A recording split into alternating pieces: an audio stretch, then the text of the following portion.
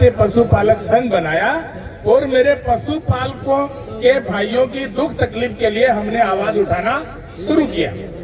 आपकी जो जो दुख तकलीफ थे, राय का बाग का जो नाम था वो चेंज करवाया, हमारे पशुपालक जो अन्य राज्यों में जाते थे उनके रास्ते खुलवाए, उनकी चराई जो है माफ करने तक हम जो अब लड़ाई लड़ रहे हैं, उनके जो है टाइम पे बीमार होने से दवाई दारू का काम कर रहे हैं।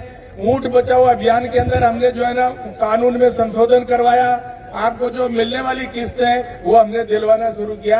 ये अपने राष्ट्रीय पशुपालक संघ में काम किया। पर अगर आप कोई भी पौधा लगाओगे तो वो पौधा एक बार बड़ा जरूर होता है, क्योंकि हमारे जितने भी पशुपालक हैं वो एक ऐसे ग्रुप में आते हैं कि वो स्थापित नहीं है।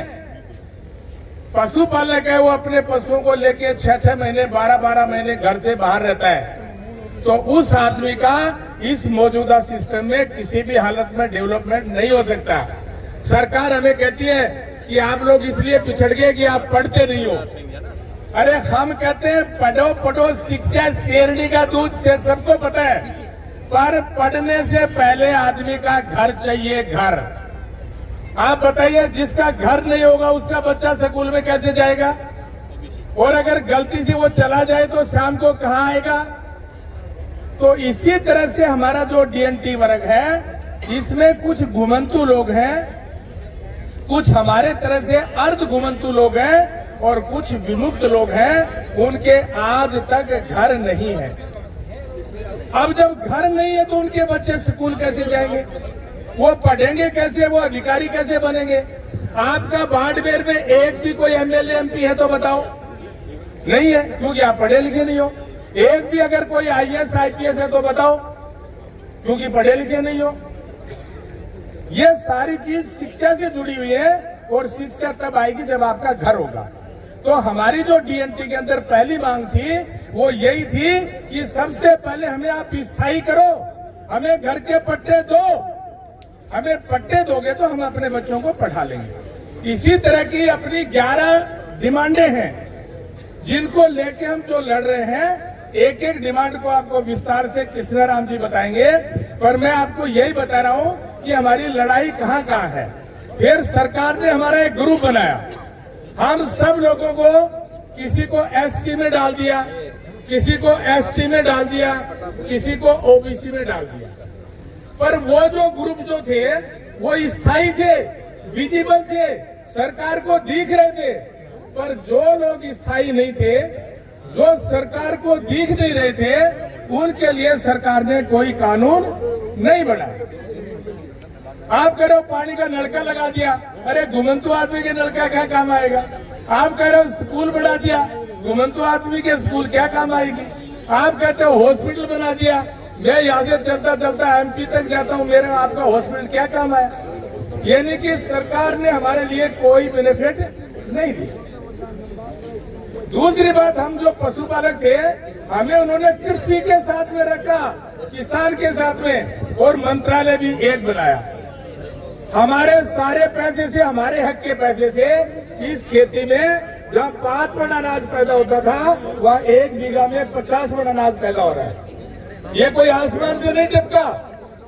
सरकार ने अच्छा खाद लाए, बीज लाए, भूमि का समतलीकरण किया, सिंचाई के साधन बढ़ाए, तब वो खेती में उपज पैदा हुआ। लेकिन मेरी गाय भैंस आज भी, गाय 2 किलो दूध दे रही है, बकरी 1 किलो दूध दे रही है, भेड़ पे ऊन नहीं है, क्योंकि मेरा मंत्रालय उनके साथ था। इसलिए एक नया पैसा पशुपालक पे खर्च नहीं किया। ये हमारी लड़ाई है कि नहीं है? ऊपर से खेत को तार बाड़ लगा के ताला भी लगा दिया और उसका ताले का पैसा भी आपके हिस्से का है। ये आपको समझाना चाहता हूं कि लड़ाई कहां का है। हम कह रहे हैं हमारा मंत्रालय अलग करो, अरे हमारे हिस्से का बजट ले जाते हो और ताला भी हमारे मुंह के आगे लगाते हो। ये लड़ाई है कि नहीं है? अगर कोई आपसे पैसा लेके आपके घर के ताला लगा दे, आपको कैसा लगेगा? अरे ताला तोड़ना पड़ेगा कि नहीं? तोड़ना पड़ेगा। मेरे भाइयों, यही लड़ाई है। जब हमें आरक्षण ओबीसी में दिया, आप तो ज्यादातर यहाँ किसान लोग हैं, आपकी अगर 2 बकरी हैं, एक सींग वाली और एक बिना सींग वाली, तो क्या आप उनको एक साथ चारा देते हो क्या? अरे सींग वाली बकरी बिना सींग वाली बकरी को कभी चढ़ने नहीं देगी और उसके सींग मार मार के कोच और मारेगी। 80 साल से हम लोगों को सींग वाली बकरियों के साथ में खाना दिया जा रहा है, सींग वाली बकरियों के साथ में।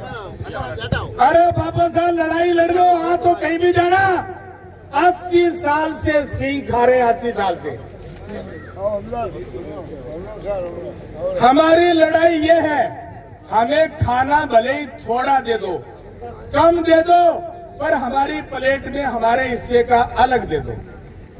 इसी का नाम है आरक्षण उपवर्गीकरण। और ये आरक्षण उपवर्गीकरण होगा तब आपके बच्चे डॉक्टर भी बनेंगे, इंजीनियर भी बनेंगे, एमएलए भी बनेंगे, एमपी भी बनेंगे। लोग हमें बेवकूफ बनाते हैं कि आपको एमबीसी का आरक्षण है। अरे भाइयों, जिस आरक्षण में राजनीतिक प्रतिनिधित्व नहीं, जिसमें राजनीति में आरक्षण नहीं, जो 500 का नोट जयपुर चले, दिल्ली नहीं चले, वो कोई आरक्षण होता है क्या? बहुत अच्छा। आपको कोई आपके हाथ में नकली नोट दे दे, ये 500 का नोट है, ये जयपुर तो चलेगा पर दिल्ली नहीं चलेगा, आप उसको लोगे क्या? आपका एमबीसी का आरक्षण ऐसा ही 500 का नोट है। हम जिस डीएनटी आंदोलन की बात कर रहे हैं, वो आपका 1000 रुपए का नोट है, वो दिल्ली भी चलेगा और वो जयपुर भी चलेगा। ये हमारा आरक्षण है। इस डीएनटी के अंदर आपको राजनीति के अंदर भी आरक्षण मिलेगा, शिक्षा में भी आपको आरक्षण मिलेगा और रोजगार के अंदर भी आरक्षण को मिलेगा। ये हमारी लड़ाई है। डीएनटी समाज मौजूदा स्थिति के अंदर आपको मैं पुनः कह रहा हूं कि आपको चारा तो दिया जाता है, पर बिना सींग वाली, ये जितनी भी बैठी है ये सब बिना सींग वाली बकरियां हैं। इनको चारा सींग वाले बैलों के साथ में दिया जा रहा है। वो आपके लिए खुरचन भी नहीं छोड़ रहे हैं और आपको कोच अलग से मार रहे हैं। किसी के भी बॉडी की जांच करा लो, सबको गांठें मिलेंगी, गांठें। ये हमारी लड़ाई है।